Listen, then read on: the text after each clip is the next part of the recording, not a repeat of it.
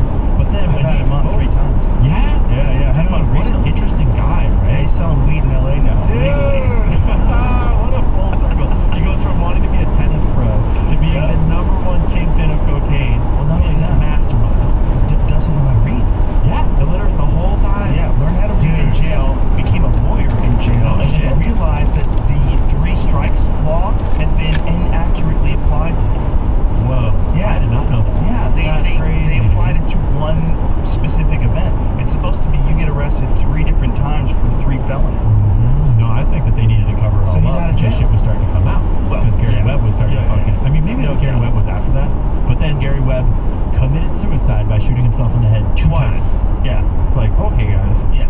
Crazy movie about that too. Yeah, crazy. There's so many of these things. It's like the idea of a conspiracy theory being a ridiculous fringe thing doesn't hold water anymore. It's like the Jimmy Dore skit. It's like, reading? You mean reading? You should try it. Jimmy's the best. Yeah, I love Jimmy He so was just much, here. dude. What a He legend. just filmed his new special at No way. the Mothership. Yeah, Jimmy's the best. I love him to death. I've known him from comedy, from back in the day. Yep. And then when he was at Young Turks, when he was a leftist. Yep. And then, which he really still holds all those same values. No, he holds it down. Yeah, like you he's and him still are the for the two guys I workers. point to when and him a little more than you now, of when I'm like, where's the sane left still at? Right. It's kind of like you guys, and like like Eric Weinstein is a good example. Eric and Yes. Brett Weinstein. Yes. There's a couple. But Well, a lot of them there's just people gone that insane. didn't. Taibbi's another one. Taibbi's great. I love Yeah, Taibbi. there's people who didn't cave. Yep. But boy, did they get fucking attacked. Boy, did they have a lot of pressure. Yeah. It's like, it's so hard to know what's real in the world unless you have Schellenberger, unless you have Glenn Greenwald, unless you have those people out there that are risking their neck. They're sticking their neck out there to tell you exactly what's going on. This is what funded it. This is how it started. Don't let them say any differently. We made an agreement with Russia. We did this. NATO did that. This is what's going on. And, Can't be bought. And it's so important, and they rise now. There's so many of them now, and they're coming.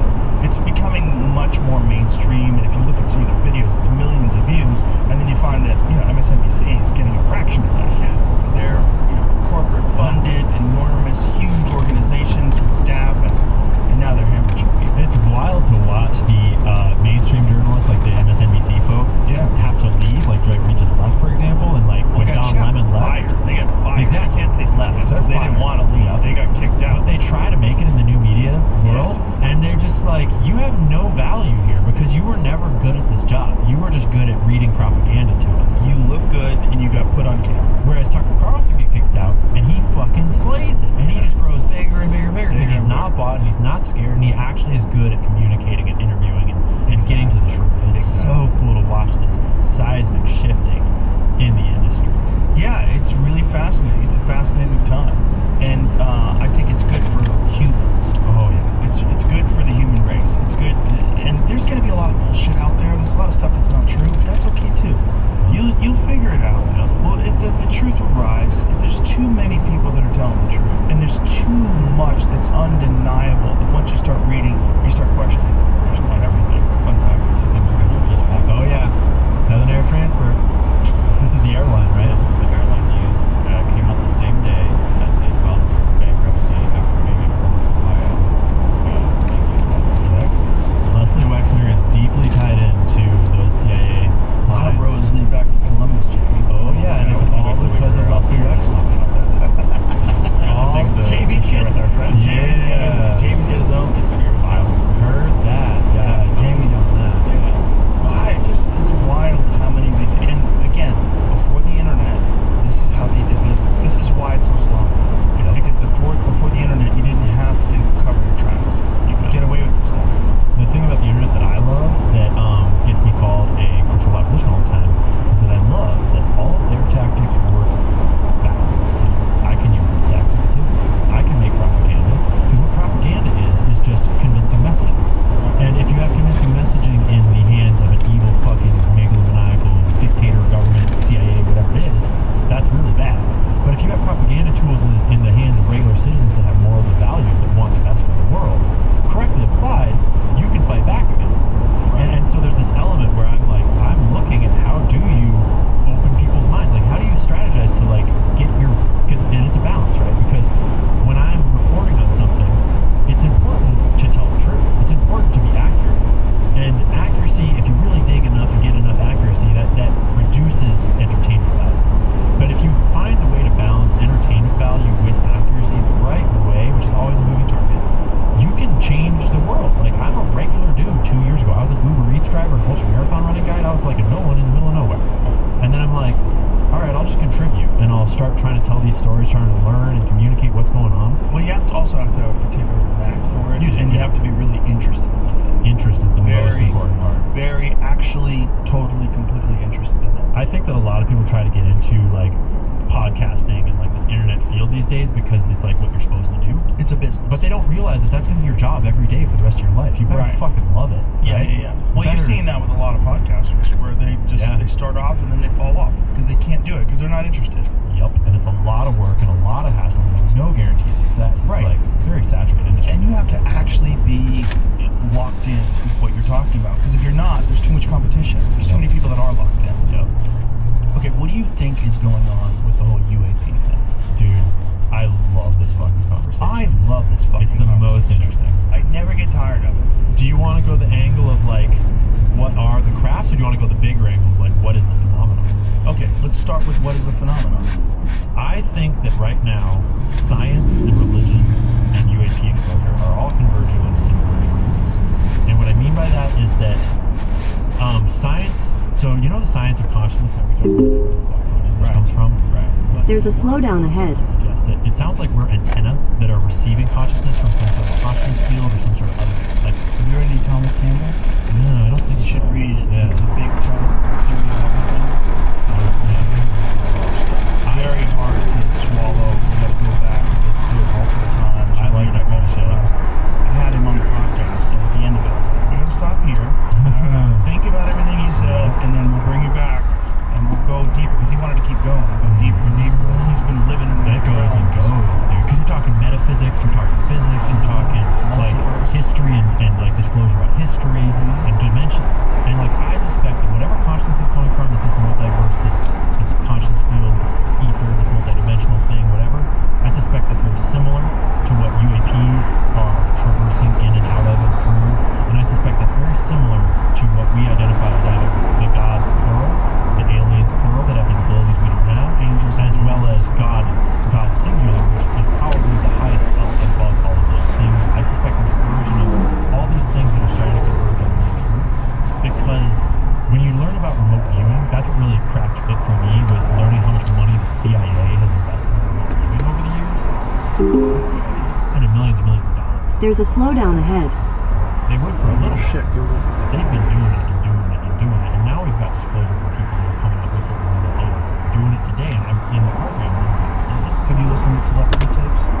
I've listened to a little bit of it. I've not I had listened Kai Pickens on the podcast the other day, and she explained the whole thing, like provable. Hours and hours and hours of nonverbal autistic kids who have telepathy, provable telepathy, undeniable, It's crazy. 100% accuracy, wild. Yeah, and I Wild suspect stuff. that all of that is, and there's a weaponization of it. There's I mean, it's not just public study, but there's definitely a private study of it by the intelligence agencies and by the weapons developers for a long time. I mean, I was very surprised to hear Elon's answer to your alien question the other day, which I understand that you probably couldn't talk about it anyway. That's how I take all of his answers about aliens. Yeah. Yeah, It's like, okay. nice try. I had to try. All right, But like, look, there's I don't no even. way. I don't ask him about it off air either. Yeah. I know. I mean, I'm like, you gotta okay. respect a man's like private. Like he's got NDAs up the wazoo for that kind of shit. Also, he has top secret military clearance and he runs SpaceX. Bingo. Yeah, I wouldn't say jack shit. And that's where flat Oh, Earth they're comes all in. real. They're very subtle. That's what I would say too. Exactly. And I think that flat Earth, a lot of the evidence that gets cited as flat Earth, like for example, NASA fakes footage. And if you look into it, it's fucking obvious that NASA is putting out fake footage. They're clearly on wires in some of that footage. Clearly some of that footage is underwater and there's bubbles fucking floating up and shit. But Which that- footage? Just like NASA publishes all kinds of footage, from like the ISS to they have live streams to they do like videos, and no one ever watches it. Not 'cause, gonna like, let me in. whoever Not gonna watches let me it- in. Not So gonna you let think me in. some of Not the gonna let me ISS in. footage is fake? Damn. There's a lot of footage you can find online that is coming from NASA, where there's like little slips, or like a guy is like they're doing their floating shit, and then the buddy reaches out and grabs where a wire is to help his buddy get back into frame, like little slips of the mind where they're like just trying to orchestrate. Yeah, and I've never seen any of that. and who knows I've if seen it's, the who moon knows if landing it's footage that real or looks not. hokey. Yeah, so all I'm saying is that gets cited by flat earthers as like NASA's covering up flat Earth. Okay. And what I'm saying is that there's a lot of reasons why NASA would cover up and produce fake footage from something like the ISS, and every single one of them rhymes with aliens. Because if there's any type of aliens going on up here, it's very possible that they are up there in that fucking space station, or they're What? or like they could be, like I don't know. And I'm not saying I think they are for sure. I'm just saying that people tend to look at a piece of evidence and jump too quickly on the one explanation that they're sure is right. And sometimes there's other explanations. And aliens apply to so many parts of our world, like demons. Sound very much like the UAP phenomenon to me, right? A lot of these religious beliefs sound very much like explainable just with different wording by UAP phenomena. As in, some of these aliens, we seem to be being told that they communicate telepathically. They have energetic ability, right? Yeah. I'm getting to the point where I'm suspecting that we're gonna be finding out that religion is like humans trying to interpret these phenomenon over millennia in all the human ways we would, and telling stories about them. And I'm not saying that God's not real. I'm saying God is real. And Downtown Julie and Brown. that does not diminish God at all. I almost think it makes God more important and more powerful to understand, because from my understanding, correct me if you have a different one, it sounds like we're getting a lot of reports that are cross-corroborating that there's more than one thing going on. It's not all aliens are the same. It's not. Some of them might be us from the future. Some of them might be us from under the water. Some of them might be other species. It's really hard to pin down like what all these phenomena are, but they're definitely not just made up. And I think some of them are ours. I agree. I think I think the cover up is the weird part though. It's like if you go back to Operation Blue Book, when they started doing that, the sole purpose of Operation Blue Book is to take any credible story and make it look ridiculous. Yeah. And they talked about that openly. And then Hynek, when he left Operation Blue Book, became a believer. Yeah. And started talking about UFOs being real. That's that's a big old red flag right there. I mean, the UFO community is filled with people like that are, and it's really hard to know who's who. It's super hard to know who's who. And did you notice how recently, like a month ago sort of, there was this breaking story that set the whole UAP community on fire about this disclosure that I think Jeremy Corbell was coming out and whistleblowing on, if I remember correctly, that they were saying that they're gonna blue beam, they're gonna trick us by saying that there's a mothership arriving in 3 years. Right? Yeah. And it becomes this thing where it's like, how do you know if he's saying that he's exposing it, but how do you know if he's exposing it? It's just like, it's the ultimate test of, are you skeptical enough and also open-minded enough, thoughtful enough? Also, if there's a believer, get them some bullshit. Feed the believer some bullshit. Exactly. They don't even have to know that they're in on it, right? They don't have to know. And it could be like kind of plausible bullshit, and it could be corroborated with some other bullshit that you have. I think that's what most bullshit artists are in most fields. I think it's usually useful idiots, like people like myself, genuinely. Like, I am in some ways one of those people in the sense that if I get fooled by something, I become that. Right. Which is why it's so important to think really carefully and to be okay with being wrong, because you never know what your sources are. Yeah. And that's also why I'm really careful not to do very many like leaks or whistleblows or like, because how do I know who the fuck you are? I don't want to spend all the time to try to vet you and find out where you came from and your story came from. I'd way rather just learn. There's so much to learn. One of the weirdest things about Jacques Vallée's work is that Jacques Vallée has been documenting this stuff, again, it's like since I think the 50s and the 60s when he started, but he's also documented historical stories. And the historical stories... You mean like from before modern times? Like 1700s, 1800s, and these stories are the same story. They're the same story people never heard of. Not only that, in the 70s, he's documenting this woman that in California found an egg-shaped craft in her yard. Like she tells this story about confronting this being. There's an egg-shaped craft. These fucking egg-shaped crafts, all described by people who don't know that someone else has described this story. And no one would ever choose an egg shape when they're describing an aircraft. Ever. Right. Especially back then. And it's also all telepathic communication. It's all like weird moments. Same stories. Lapse of time, memories confused. You feel like your brain's been erased, don't know what's going on. You find yourself in a field. How did I get here? There's a lot of weird shit that's like the same story over and over and over again. Too much so that you get, first of all, clearly when you're dealing with things in the 1700s and 1800s, it's not modern propaganda, it's not the government, they're not covering up drones in the 1700s. So why are these people selling? Why are these stories in the fucking Bhagavad Gita? I mean, you could make the argument, not the Bhagavad Gita, but you could make the argument that back then people were writing fiction or wanted attention. Like, those could apply, but I'm skeptical. But yeah, I get down with the ancient ones. Like the Hancocks of this world. That was my first conspiracy theory stuff back when I was a leftist, is I was just like, ancient conspiracy theory, go. And it's so compelling. The Great Flood, the Randall Carlsons of this world, and the way that they kind of talk about it. And it's so obvious more and more that there is a cover-up. And Jimmy Corsetti has been really going hard at Egyptian archaeology lately. He's fantastic. Right? To not just look at the evidence of the old school, like the ancient conspiracy theories, but actually to just go at the cover-up today. Because that sometimes is the most effective thing, is to just target the cover-up. Because that is clear evidence of I mean, I think because of Jimmy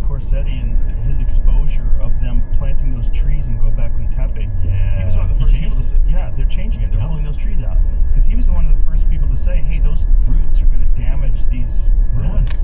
And they're like, "No, it's fine, it's safe." And then they're like, "Actually, the roots are damaging the ruins." Yeah. But then you do get people that like go all the way to the guy that thinks Nibiru is the 12th planet or whatever. Zachariah Sitchin, and like there's people that go so far down these ancient conspiracy theory rabbit holes that I feel like we're getting way off track here, guys. Like we're starting to cite sources that are not credible, and we're taking it to places where like, yeah, maybe the Anunnaki were here to find gold, and maybe very plausible that we're all genetically engineered, I think. But there's like a fine line between maybe that could be true, and those stories are the best. They are most fun. I'm planning to write a book that is sort of like a series of books, really, in my across my later life. That is basically, imagine writing a book that is like set in the. You could write ancient books about the old school, where if that book was real, you could still wind up in today's world with all the same evidence we have, and it could be real. Even if back then it's crazy magic and there's like all this crazy shit going on, it could still end up with, the pyramids are left over from that, and the ruins are here after that great flood thing happened. Right. And then you could like write all kinds of crazy conspiracy theory stories into today that like, how could you prove that this is not real? Right. I just think that's the most fun aspect, is how much we don't know. Well, there's the evidence of ancient technology is one of the more fascinating aspects of trying to piece together our past, because whatever explanation you try to use to make the pyramids, none of them work. Nope, not even close. None of them work. And even their purpose doesn't make any fucking sense. No. Clearly they were not tombs. No. I mean, pretty clearly there was some sort of power generation or something like that. Well, Energy. Seen, Christopher... I've been seeing Timothy, the Grand Master of the Knights Templar guy that's going around on podcasts these days. Timothy someone. Yeah, dude, it's crazy. Chris Dowd, right? Christopher Dowd. So I've heard Christopher Chris Dowd is done. Christopher Dunn. Sorry, Oh. Chris. Christopher Dowd Dunn came is with a different guy's last name. Yeah. Right? Yeah, I'm thinking of Mike Dowd from the 7-2, the documentary Christopher on Dunn. the corrupt police department. So what's Dunn saying? Christopher Dunn is all about, well, he's an engineer, and his theory was that it was a giant power plant. Yep. And he has a very sophisticated, these are the power